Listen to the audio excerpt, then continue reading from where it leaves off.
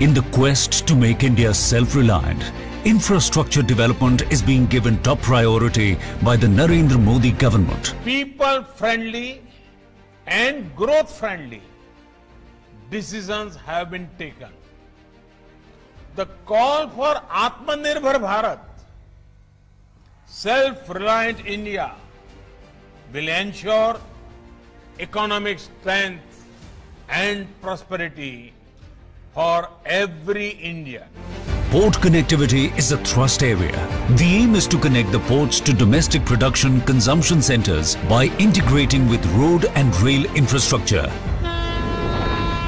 One such project which now has been completed is the fourth line between Chennai Beach and Attipattu, connecting the major ports of Chennai and Ennore.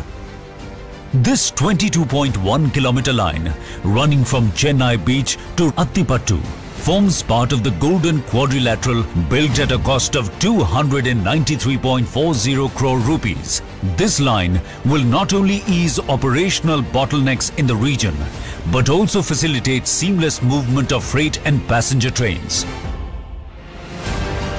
Another ambitious project of the Indian Railways, Mission Electrification, aims to achieve 100% electrification of all the routes on the broad gauge network by December 2023.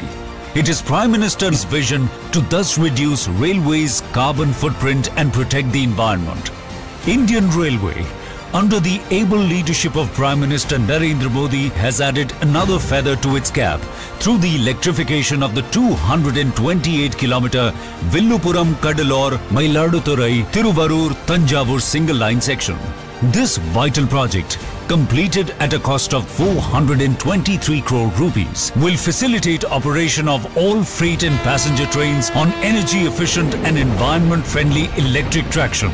This will lead to tremendous savings in terms of diesel costs, and the use of regenerative braking will result in lower electricity bills. Electrification of the section will lead to free flow of traffic without the need for change of traction between Chennai Egmore to Kanyakumari, and will cut down transit time by 30 minutes.